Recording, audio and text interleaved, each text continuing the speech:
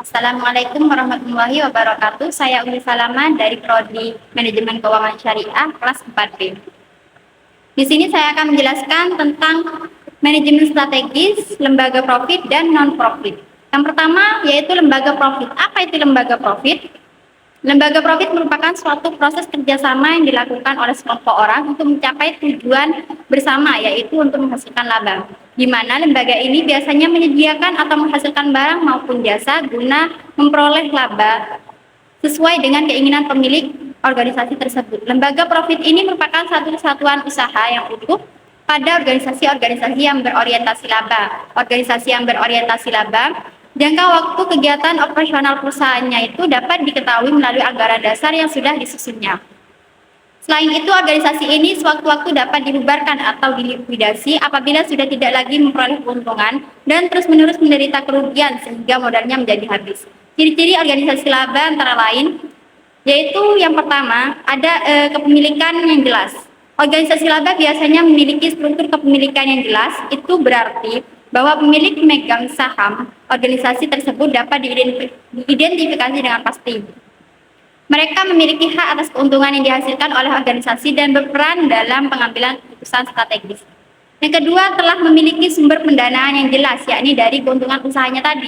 Jadi, organisasi laba mendapatkan keuntungan dari penjualan produk atau layanan mereka.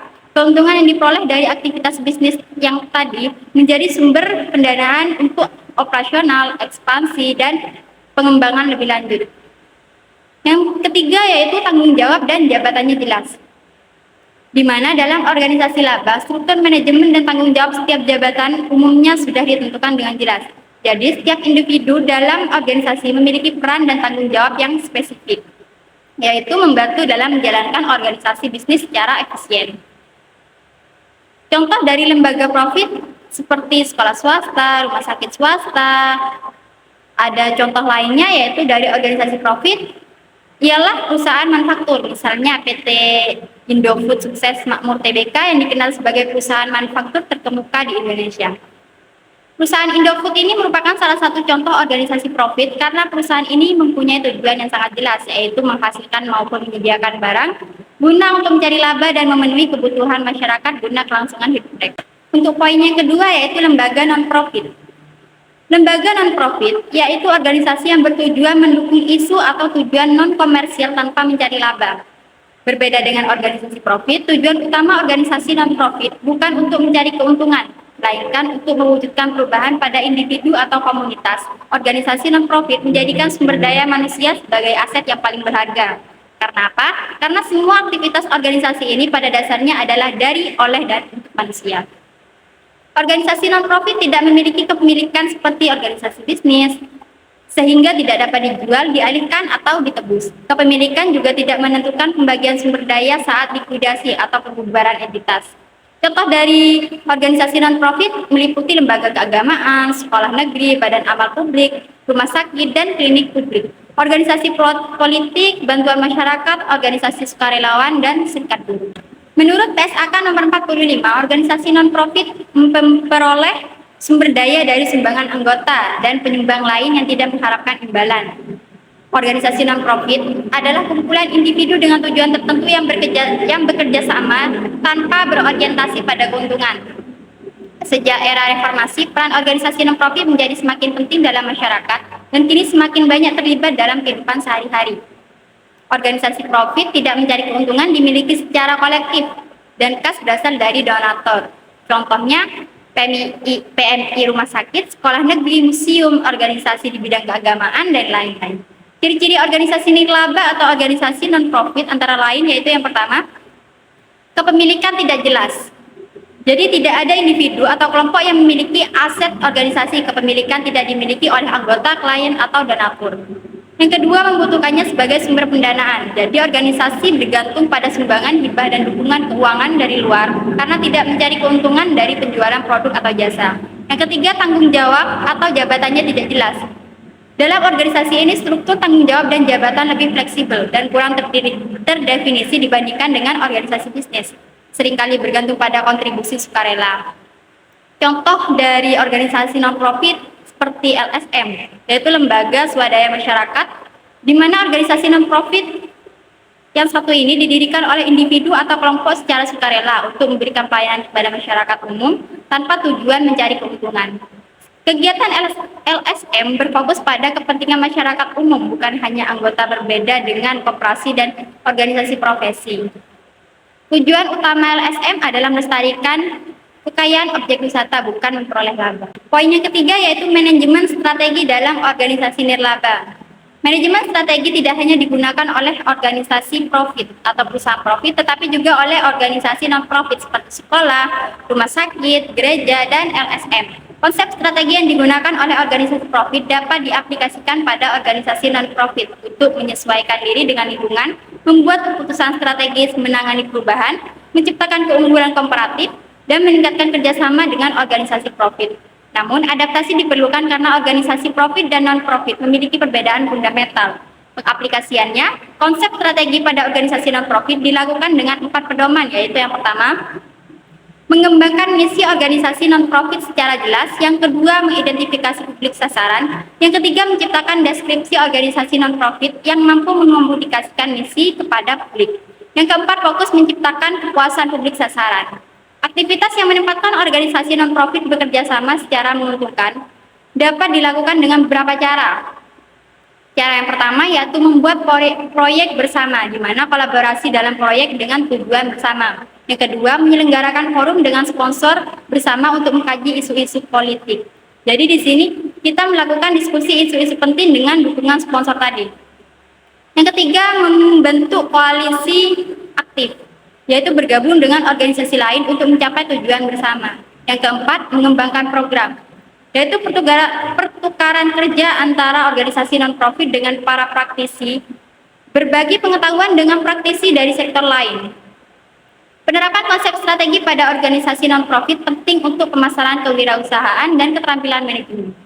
Penggunaan perencanaan strategis memperluas wawasan manajemen dalam memahami lingkungan. Hasilnya adalah pertumbuhan yang pesat dengan operasi yang lebih efektif dan efisien.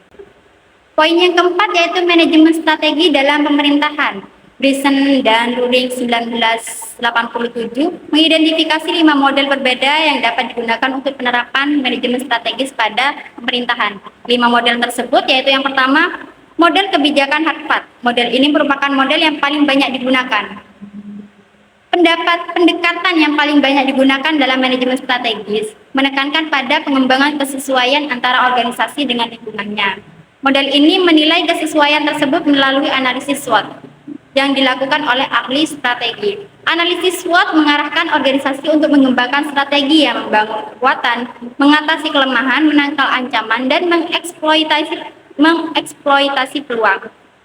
Yang kedua, sistem perencanaan strategis. Perencanaan strategis merupakan suatu sistem di mana manajer membuat, mengimplementasikan, dan mengendalikan keputusan penting lintas fungsi dan level dalam perusahaan. Sistem perencanaan strategis harus menjawab 4 pertanyaan, yaitu kemana kita pergi, bagaimana kita memperolehnya, apakah cetak biru tindakan kita, dan bagaimana kita mengetahui jalur yang kita lalui. Yang ketiga, manajemen stakeholder. Pendekatan stakeholder dalam manajemen strategis mengakui kepentingan dalam klaim bersaing dalam dan luar organisasi. Tugas utama ahli strategis adalah menghargai stakeholder dan merumuskan strategi untuk mendapatkan dukungan optimal. Praktiknya meliputi pemetaan lingkungan, identifikasi pihak yang terlibat, penentuan kebutuhan stakeholder, evaluasi hubungan kekuasaan, pengembangan dukungan untuk program, serta perolehan sumber daya. Secara internal, organisasi perlu membangun kapasitas dan mengendalikan operasi kritis. Yang keempat, model manajemen portofolio. Model ini menggunakan analogi investasi personal untuk mengelola risiko dan hasil dengan perusahaan dipandang sebagai portofolio bisnis. Namun penerapannya pada sektor publik memerlukan identifikasi dimensi yang mengklasifikasikan program berdasarkan kriteria politik ekonomi, karena kriteria ekonomi yang mendasarinya tidak selalu sesuai untuk organisasi sektor publik. Yang terakhir, manajemen isu strategis. Pendekatan manajemen isu strategis menjelaskan isu-isu perkembangan masa depan yang dapat mempengaruhi kemampuan organisasi untuk mencapai tujuannya. Sistem ini menekankan identifikasi awal dan tanggapan serta cepat terhadap perubahan yang signifikan. Di Indonesia, aturan perundang-undangan lebih cenderung mengarah pada sistem perencanaan strategis dalam pengelolaan pemerintah daerah. Poin yang terakhir atau yang kelima yaitu manajemen strategis dalam perusahaan kecil. Dalam persaingan global saat ini, perusahaan kecil perlu beralih strategi untuk memanfaatkan sumber daya internal. Strategi pengembangan perusahaan sebaiknya difokuskan pada keahlian khusus internal yang dapat menciptakan produk unggul untuk meningkatkan pangsa produksi. Pendekatan ini lebih efisien dan efektif karena memungkinkan usaha kecil memanfaatkan sumber daya alam dan tenaga kerja lokal. Dengan demikian, para wirausaha harus menggunakan strategi pengelolaan usaha yang tepat untuk berkembang dalam persaingan lokal, nasional, dan internasional.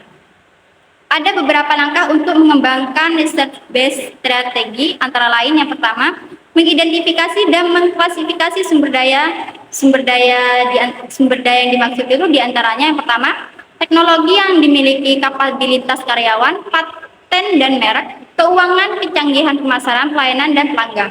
Sumber daya tersebut diklasifikasikan menjadi sumber daya finansial, fisik, manusia, teknologi, dan reputasi. Untuk cara yang kedua yaitu mengidentifikasi dan mengevaluasi kapabilitas. Kapabilitas di sini diartikan sebagai apa yang dapat dilakukan oleh perusahaan dari kerja tim atau bukan perorangan yang bersama-sama mengembangkan berbagai sumber daya yang dimiliki perusahaan. Kapabilitas yang mengintegrasikan ide baru, keterampilan, dan pengetahuan lain menjadi kunci berpikir kreatif. Sekian dari saya, kurang lebihnya mohon maaf. Wassalamualaikum warahmatullahi wabarakatuh.